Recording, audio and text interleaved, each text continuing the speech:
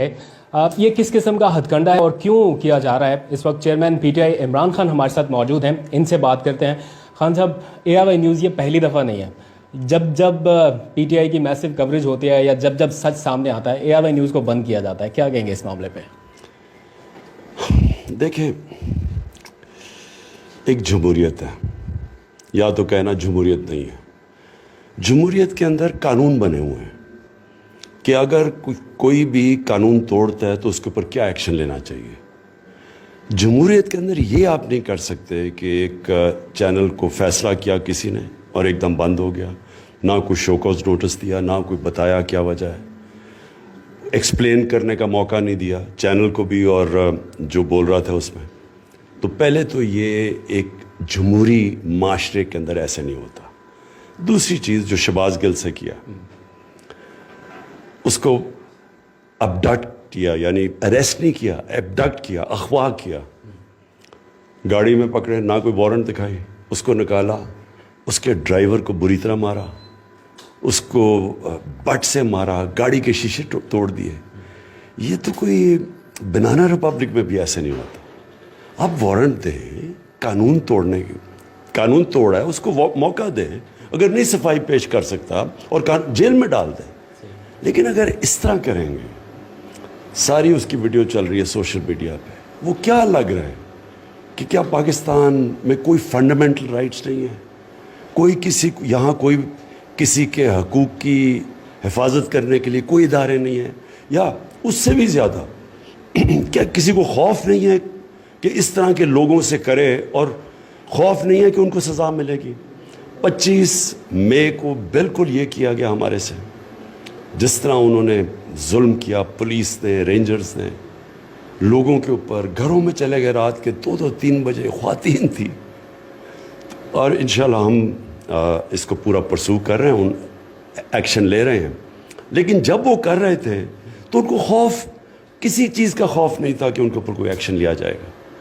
تو اگر ایک معاشرے کے اندر اس طرح کی چیزوں کی اجازت دی جائے تو وہ پھر جنگل کا قانون بن جاتا ہے۔ جو طاقتور ہے وہ جو مرضی کرے، جو کمزور ہے اس کے لیے کوئی تحفظ نہیں ہے۔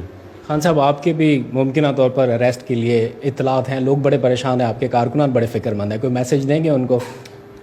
دیکھیں، میں یہ بار بار ایک چیز کہہ چکا ہوں کہ یہ حقیقی آزادی کی جنگ ہے۔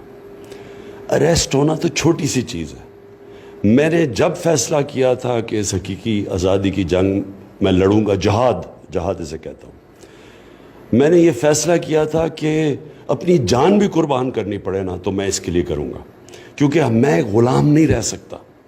میں ایک آزاد ملک میں پیدا ہوا تھا، میرے ماں باپ اور ان کی جنریشن غلامی میں پیدا ہوئے تھے، ہم آزاد ملک میں پیدا ہوئے تھے، اور مجھے قدر تھی ہمیشہ بچپن سے کہ ہم نے اپنی آزادی کی حفاظت کرنی ہے۔ کوئی بھی قربانی دینی پڑے میں اس کے لیے تیار ہوں۔ اور آخر میں اے آر وائی کے جو اینکرز ہیں، جو رپورٹرز ہیں، جو فیلڈ میں اترے ہیں، ان کے لیے کوئی میسج اس مشکل وقت میں؟ دیکھیں، ہمارے سامنے ہمیشہ 2 راستے ہوتے ہیں۔ ہم نماز میں اللہ سے مانگتے ہیں کہ اللہ اس راستے پہ لگا جس پہ تو نے نعمتیں بخشی، دوسرے راستے پہ نہ لے جا جو کہ ایک انسان کی تباہی کا راستہ ہے۔ یہ ہمیشہ ہمیں فیصلہ کرنا پڑتا ہے زندگی میں کہ ایک ہے رائے حق۔ رائے حق جو ہے، جو سیدھا راستہ ہے، وہ مشکل راستہ ہے، وہ ہمارے نبی صلی اللہ علیہ وسلم کا راستہ ہے۔ ان کی زندگی آسان نہیں تھی، لیکن وہ ایک انسان کی عظمت کا راستہ ہے، مشکل راستہ ہے۔ اب ہمیشہ جب انسان کے سامنے 2 چوائسز آتی ہیں، ایک آسان چوائس ہوتی ہے کہ ظلم کے سامنے سر جھکا لو۔ یہ جو اب آج عاشورہ ہے، کیا ہمیں پیغام اس دنیا کی تاریخ کی سب سے بڑی قربانی میں سمجھتا ہوں دی گئی کربلا میں، وہ کیا پیغام ملا سارے مسلمانوں کو؟ پیغام یہ ملا کہ رائے حق کے لیے ظالم کے سامنے آپ سر نہیں جھکاتے، سر کٹوا سکتے ہیں، جھکاتے نہیں ہیں، اور اس سے ایک معاشرہ زندہ ہوتا ہے۔ جب ایک معاشرہ ظلم کے سامنے جھک جاتا ہے، معاشرہ تباہ ہو جاتا ہے۔ غلاموں کی کوئی حیثیت نہیں ہے، صرف آزاد انسان، آزاد قوم، صرف آزادی ایک اونچی پرواز دیتی ہے۔ اقبال کا جو علامہ اقبال کی ساری جو کوشش تھی سوئے ہوئے غلام مسلمانوں کو جگانے کی، وہ ساری تھی خودداری کی، خودی کی.